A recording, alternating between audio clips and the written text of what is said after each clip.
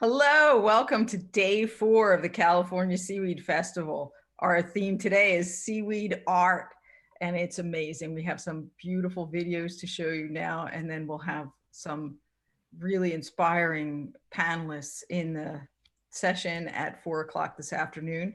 With me today is Julia Marsh from Sway. Hello. Hello. And Julia, you want to introduce the first video? Sure. Just to give some idea context, yes. The reason that we have Art Day is that art inspires so many different categories of art. Typically, when we think of seaweed, we think of pressings, but there are all sorts of different applications. So we have jewelers today, we have photographers, we have pressings, we have all different kinds of products to share. And just so you know, both Janet and I are avid seaweed art appreciators. So we're excited for this day, and we're excited for the sessions we'll have from 4 to 5 p.m. Our first video comes from Jessica Anderson of Low Tide Landing. She's a San Diego-based artist who produces incredible handcrafted jewelry from metal, and she has a lovely little video to share her process. Okay, I'm going to share my screen so that we can see this video. So can And just for some extra added context, I am a designer by trade. I've been a designer for over 10 years. And because of my love for design, I actually founded my company Sway, which makes seaweed replacements for single-use plastics. So there's a little bit of overlap between my background and what we're talking about today.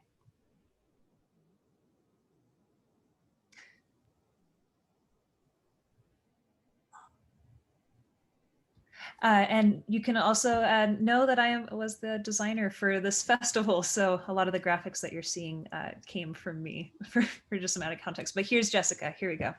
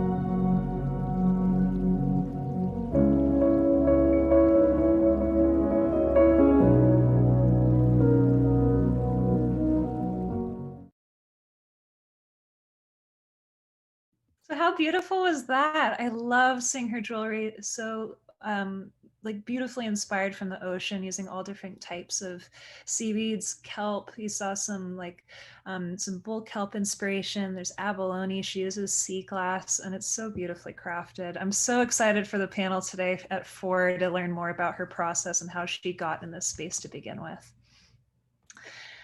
Oh, and Janet, you're on mute. It's the mermaid lifestyle. It is just so beautiful. It just comes through like from the sea through her and out. I just love it. It must be, yeah, a lot. I think there's a lot of San Diego inspiration there as well, for sure. And our next artist also hails from Southern California. Sarah Pellegrino is a fine artist who presses seaweeds. This is an ancient tradition, something that's, well, not ancient maybe, but quite old. And she uses all different varieties of seaweed. A lot of her pressings include sort of like prismatic formations. I'm really excited to learn more about this on the panel too. We've got a little video detailing her process. Okay, let me get that started and then we'll let's get that going.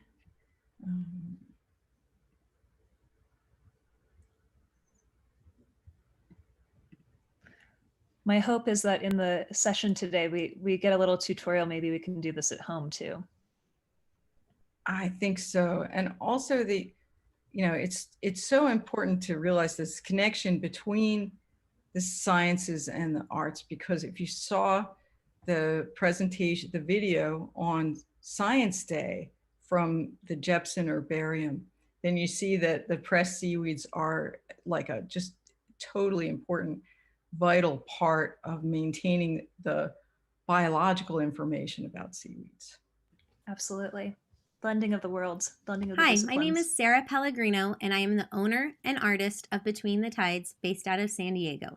It is an honor to have the opportunity to share my work and my process of pressing seaweed with you. Growing up in San Diego, I always had two loves, one being art, the other nature, and in particular the ocean. After getting my degree in environmental biology, I moved back to San Diego and became a marine biology and public school science teacher. It was through these jobs that my interest in phycology flourished. I took a break from teaching to start raising my two boys. However, after a few years, I was in dire need of a creative outlet and yearned to use my brain in a science-minded manner again. About that time, I discovered my father's old herbarium presses, and I realized that this was the answer to what I had been looking for. My boys love the ocean as much as I do, and because we're at the beach weekly, I knew this was something fun that I could do with them. At night, I would hunker down in the garage, rinsing, sorting, identifying, and pressing that day's finds. It was a steep learning curve with very little information online to help me out, but I was sold from the moment I took my first collection out of the press, and I have been fervently pressing ever since. Pressing seaweed for art is not a new concept. In fact, the height of this art form came during Victorian times, when it was one of the only acceptable scientific endeavors for women. Not a lot has changed from the pressings of the 1800s, other than perhaps the scientific names and the type of paper it is pressed on. Although it is an intricate and time-consuming process, it is definitely attainable once you learn the steps, have the basic tools, and know how to troubleshoot some of the pitfalls that come with pressing such a diverse group of organisms.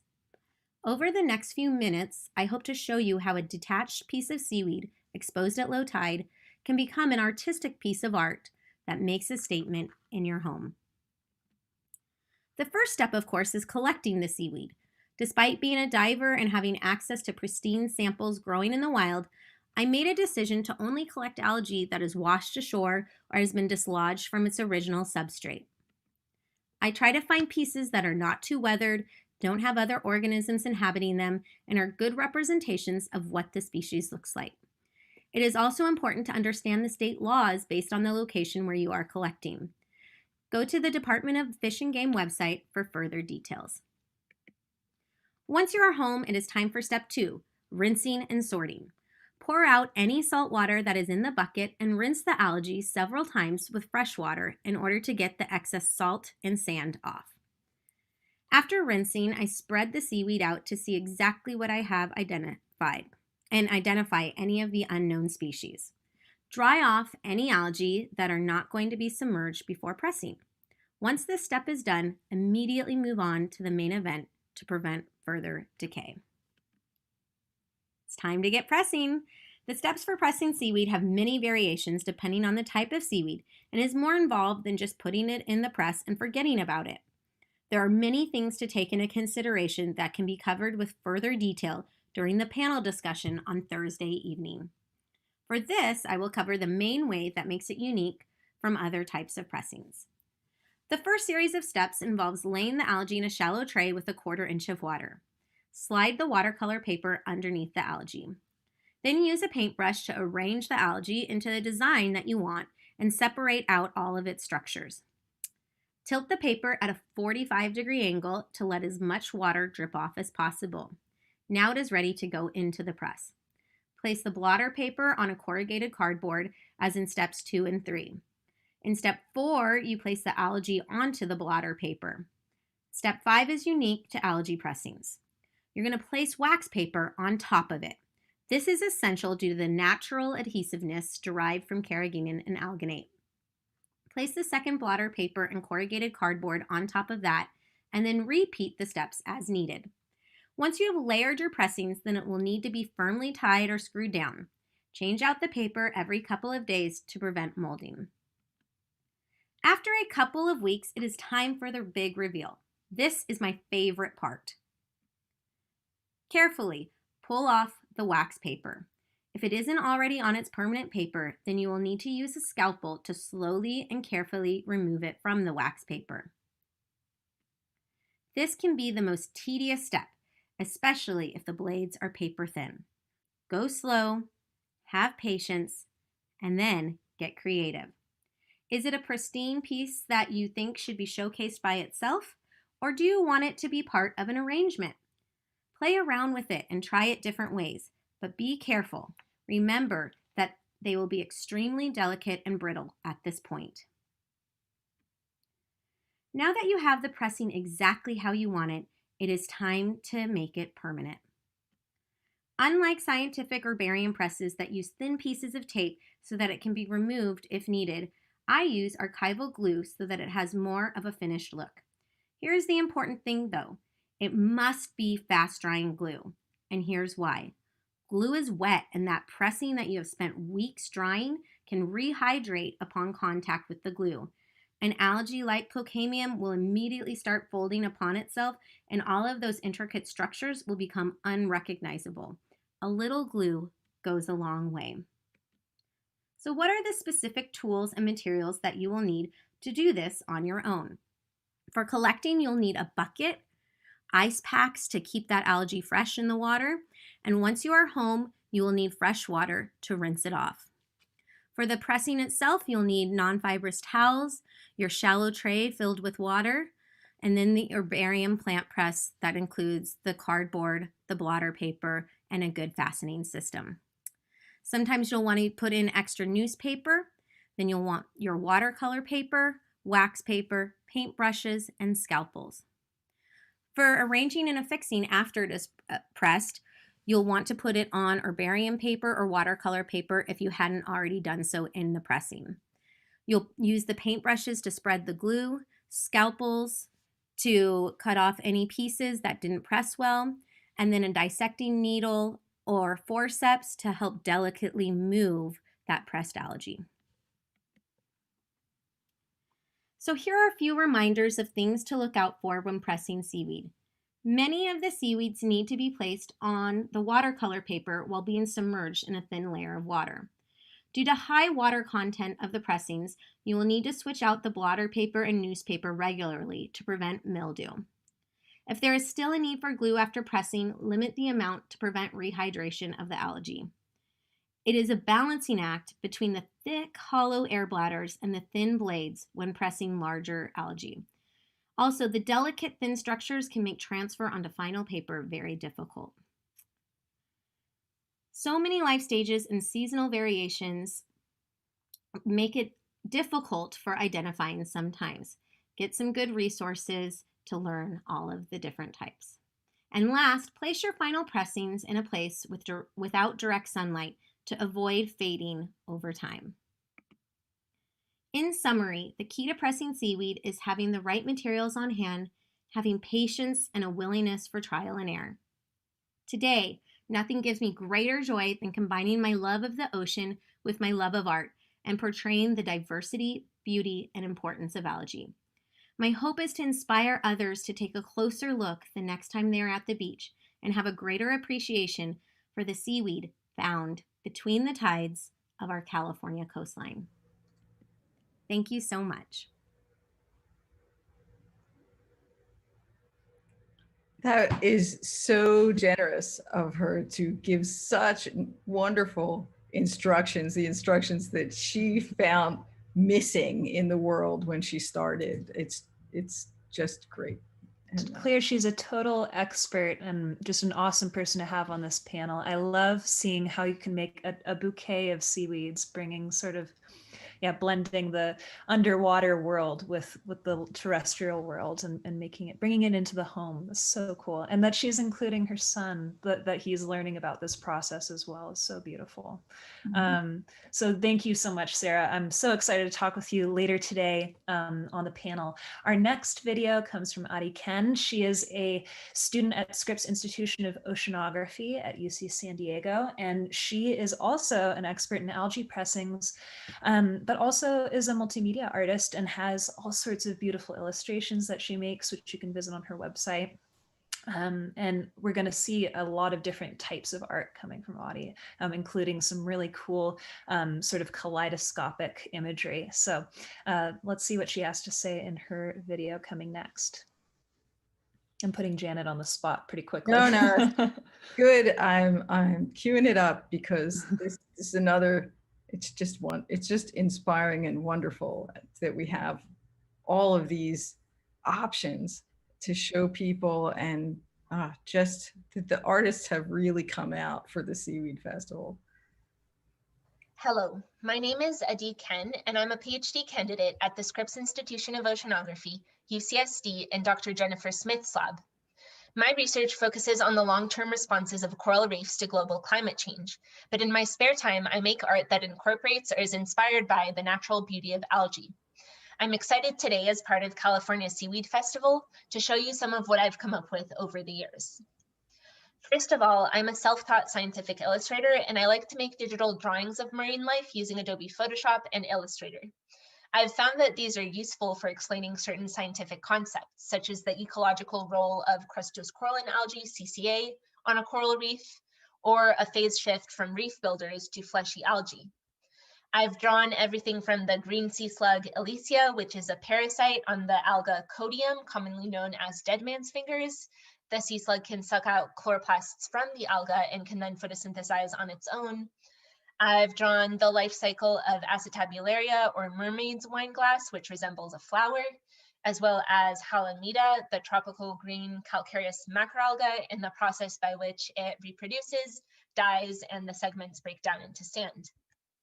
I've made various educational diagrams, which I provided as a study guide to students in my advisor's phycology class. Phycology is the study of algae, by the way.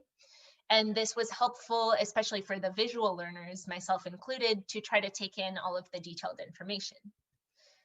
And I've arranged several of my illustrations as digital seaweed pressings. My drawings of red, brown, and green algae here were inspired by Ernst Haeckel, one of my favorite artists because of the scientific accuracy. As you can imagine, with my ever-growing collection of digital algae drawings, there are endless possibilities for what I can put together, such as this mandala design, which I ended up getting custom printed on a pillow. Moving on from digital art, I've also made several crafts using real pressed seaweeds. For example, gel printing, as you can see here, using the seaweed as a stamp. Or gluing already pressed seaweeds onto a candle, which then looks even more elaborate when it's lit up. I've also made different keychains and jewelry pieces using seaweeds. My mom is actually a fused glass artist, and on the bottom left, you can see what happened when we fired seaweed between two small tiles of glass in a kiln. Basically, only the carbon remained after the organic material had burned away. I'm also known for my seaweed phone cases, placing pressed seaweed, sometimes spray painted like the middle one, inside of a clear phone case. And I've experimented a lot with resin, which starts out as a two-part liquid that, when mixed, cures or hardens into a clear solid within a day or two. I've found that casting seaweeds in resin is not only a good way to preserve them, but also display them. And usually I'll use a silicone mold from which I'll remove the resin cast. But in my opinion, they're also beautiful when cast directly inside plates for decoration. Natural wood also complements seaweed pressings well, and I made these using cheap materials from a craft store. This decoration was made by placing already pressed seaweeds in between two sheets of laminating paper, or essentially large clear stickers. The pressing was secured inside of an embroidery hoop with a suction cup and hook on top and hung against a window. There are other hanging decorations you can make with anything from glass, gluing the seaweed on the surface, to clay, using the seaweed as an imprint and painting over it, and even soap, though sometimes the pigment will leak out, mostly for the red seaweeds. Perhaps my most dedicated piece of algae art has been my tattoo, which I got the day after I passed my qualifying exam, based on a piece of Stephanocystis or chain bladder kelp that I found while walking along the beach. Put a spin on traditional pressing methods, my signature seaweed pressings are usually miniature sized, and they always make for nice holiday gifts. My latest form of seaweed art has been using photo editing to add a kaleidoscope effect to a picture of a seaweed pressing. I've made many of these, and they turn out even more exquisite than the pressings themselves already are. Here are others, and even more. So hopefully this has sparked some ideas for what you can make on your own, or at the very least has showcased some of the ways in which seaweeds can be used for art. I'd like to acknowledge my advisor, Dr. Jennifer Smith, for passing on her contagious passion for seaweeds down to me and teaching me everything I know about them. Thank you so much for listening. Please feel free to reach out with any questions or comments. So cool. So cool. So cool. And just you can feel the energy coming through in that productivity of art that starts from the science. I have no doubt that Adi is completely obsessed with seaweed. The tattoo, that's full commitment. Where's our seaweed tattoo, Janet? Well, next up, we have one more artist in the panel that we'd like to share with you. Karina Arzuyan is from San Diego State University. She's a biologist and an expert in algae resin art. So we saw a little hint of what resin art can look like. I agree, this is such a beautiful way to preserve seaweeds, keep that color, and it can be done on all sorts of different scales. So let's see what Karina has to share with us about her process. Okay. Let's get this one and share it, and let me make it big for everyone. And then here we go. Hey all you seaweed fans, my name is Karina Arzuyan, and I'm a master's student at San Diego State University. I'm right here at these gorgeous tide pools, and today we're going to talk about what I consider to be an extremely underrated order of algae, the corallinales. Coral and algae, all within the rhodophytes, or reds, are unique in that they deposit calcium carbonate within their cell walls, which is what gives them their rigid thallus. Coral and algae can either be in crustose form, as seen here, or geniculate, aka articulated form. Today we'll be looking at several different geniculate corallin species. There's a fair deal of diversity down here in San Diego, so let's take a look. These genera include Corallina, Janea, and Calliarthron, just to name a few. I'm just going to collect a bit and we'll get going. Now, preserving macroalgae for both herbarium and personal use has historically been limited to pressing. And don't get me wrong, I love my presser with all my heart, but pressing corallins doesn't work too well given the geniculate structure and lack of fleshiness, because the thallus doesn't stick and sometimes it bleaches, losing its beautiful pink hue. Enter resin. Epoxy, or casting resin, creates a clear coating that hardens at room temperature and only after a little bit of time. Typically, resin has been used to make jewelry, keychains, tiles, and so on, but I wanted to show you all some more unique ways which you can use your resin to make some seaweed art. Here I've got my resin going, and I'm stirring slowly to ensure that no large air bubbles will be made. And here is my mold. This is, I bought it online. It's just a charcuterie cutting board silicone mold. Pretty cheap, easy to find. You want to look very closely though. There's usually specks of dust or dirt. We don't want that. So be sure to rinse it and then dab it with a paper towel. And first you want to create a coating of just the resin on the bottom because you don't want the algae all the way on the very bottom. Now, once you've finished doing your bottom coating, you can start adding your algae. Here I've got this beautiful individual that has slight discoloration, which I find to be super cool. There you can see some nice geniculate action right there. And you're just going to dab it lightly with the paper towel and then just place it on gently on your resin. And you can shape them in certain ways and arrange them. Keep in mind that they will move a bit when you pour that top resin out on top of it, but it's fine. I mean, it's art. Here's my final gorgeous arrangement. And notice that there's some vertical action going on where they're sticking up. This is normal. This is why we had that bottom layer. So we're going to go in and coat with the top layer of resin and make sure that it's fully evenly coated. You could go a little faster during this segment, and keep in mind it will move. That's normal. Now when you're done, you're going to notice that there are a good amount of air bubbles. To remove these, you could just get, some people have a mini blowtorch. I just use a Bic lighter and gently wave it just on top of the resin, and it will remove a lot of the air bubbles. Just try not to get any resin inside. It will smoke and it will smell bad. So moving on, we've got some of these cool silicone molds. They're these beautiful crystal irregular shapes, and I think that they'd make for a great little figurine for your desk or for like a paperweight. Now for these, I will be experimenting with some epoxy resin pigments. These are just dyes that I bought on Amazon for about 17 bucks this pack. It's got a bunch of different colors. Now here I've got my 3 cups for my 3 different figurines, and here's my arrangement of algae. That includes, we're gonna do fleshy this time. We have Plocamium, Sargassum horneri juvenile, Gelidium, Zonaria farlowii, more Plocamium, Stephanocystis, and we've got these teeny tiny little epiphytes that bring me a lot of joy. And now we're going to add the droplets just a little bit. I want to make this kind of like a aqua color. So just a few droplets here and there. And after adding these droplets, we're going to lightly stir. Make sure to not go too quick because you don't want to form more bubbles. Now, pouring in the resin, you want to place the algae inside prior to pouring it in and press it on the sides.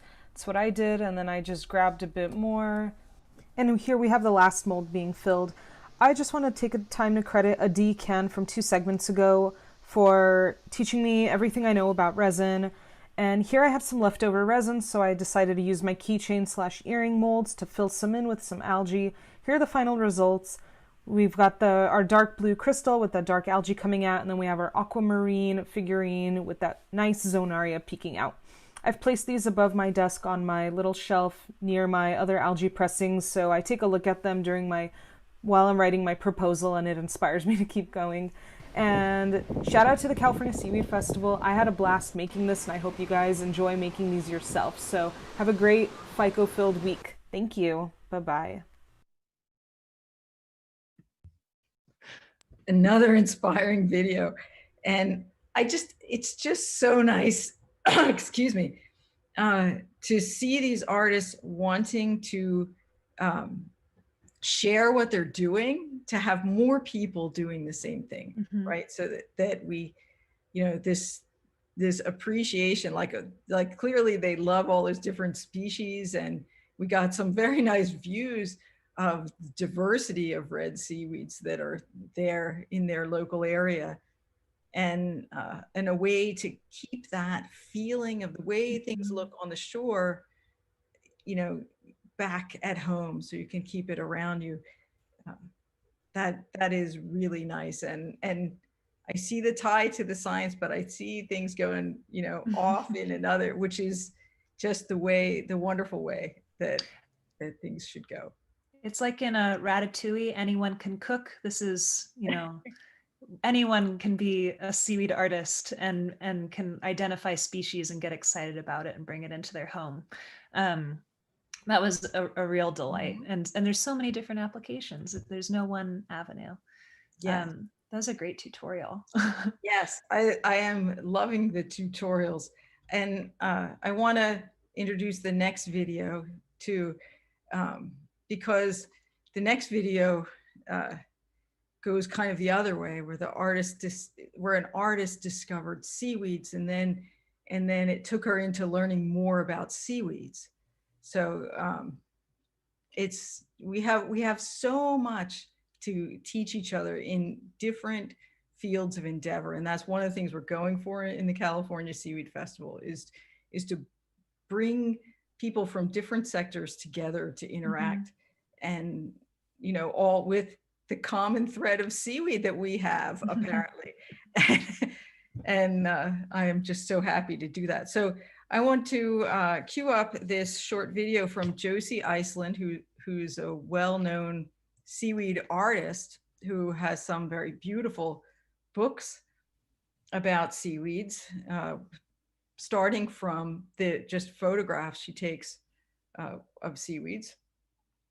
Josie's story is one I really relate with because, you know, even though I was raised next to the ocean, by no means was I very involved with seaweed in my career until I sort of discovered it as this like immensely almost untapped resource that's used in so many fields and so many disciplines and is getting so much attention. So I definitely came from the art design background and then was brought into this world, and I'm learning all the different facets of it. So I'm excited to see, what Josie can share with us.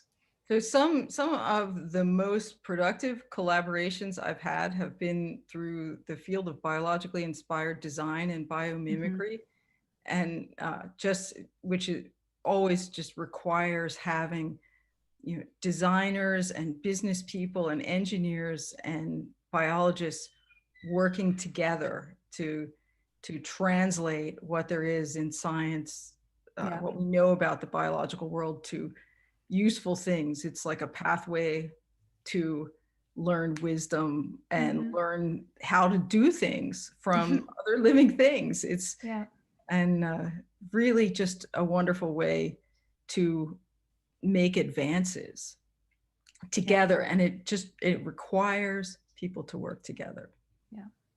Okay, I'm gonna share this the curious world of seaweeds from Josie Iceland.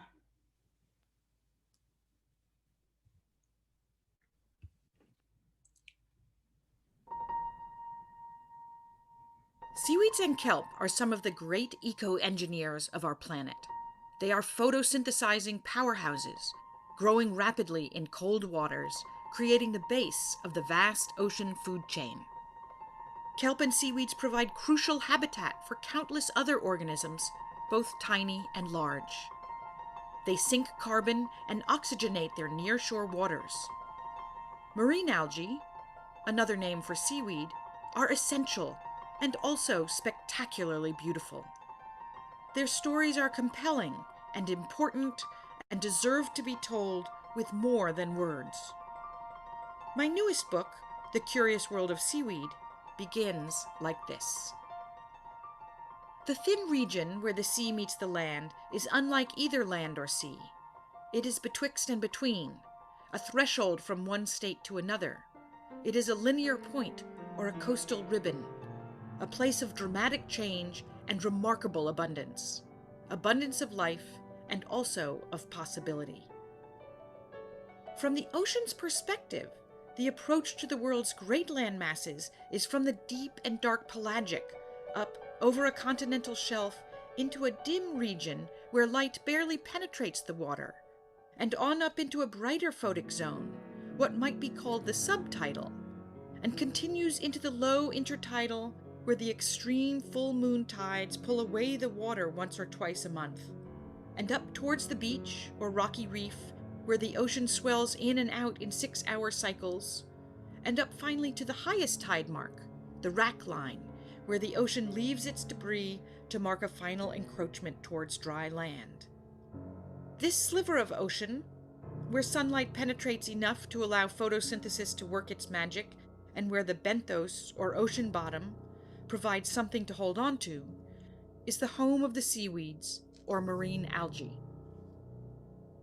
The Pacific Ocean's edge, where it encounters the North American continent, is considered one of the richest of these rich zones.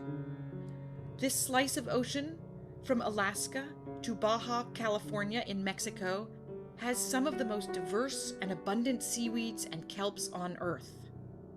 The rocky, fog-shrouded coast sports a spectacular number of seaweed species, from enormous kelps to tiny corallines.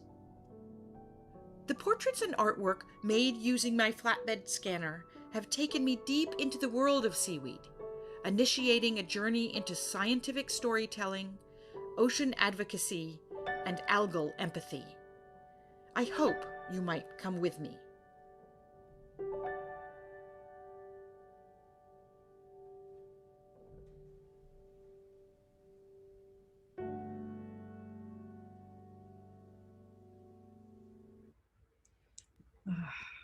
That's just so nice. I feel so calm now. Yes. Calm, beautiful, just lovely. And now that we know how pressings are made, it is just remarkable to see that level of detail and how time-consuming each one of those individual pressings must have been. So just, wow, what a finale. Yes. Well, this is a little taste of Art Day, seeing some practices and some of the reasoning and intent behind all this incredible seaweed art. And we will have a fuller panel and discussion from 4 to 5 p.m. today with the first 4 artists you saw. So please tune in back here and we will be discussing more seaweed art, and welcome any questions that you may have. All right. I'm really looking forward to it. And I think you will be able to have a great conversation with these artists. And I'm really interested in where they think things are going for them in the future. Same. Thank you, Janet, for co-hosting. Oh, no. Go ahead. And just a reminder, we do have more sessions coming up. Tomorrow is Sustainable Seaweed Innovation Day. I will also be speaking on that panel. And on Saturday, we have our Community Involvement and Fun Day, where we'll be talking with folks in the restoration and preservation space, as well as a special seaweed yoga session, an ocean-inspired session from 2 o'clock to 2:45 p.m. with Jesse Wallets. It is a welcome session. It's free, and it's for all expertise levels, all comfort levels. So we encourage you to come. And then also important to mention, if you use the code California Seaweed Fest, CA Seaweed Festival, you can get 10% off at Between the Tides on Etsy. Oh, wonderful. Yes. And don't forget also that you can come to our social networking event, Seaweed Speakeasy. You register for that on the California Seaweed Festival website. Okay. It is free and all are welcome. Yes, and we'll all get to talk about seaweed then. Yeah. And how it inspires us to do all of our different kinds of work. Exactly. Okay. All righty, guys. Thank you so much for tuning in. We'll see you soon.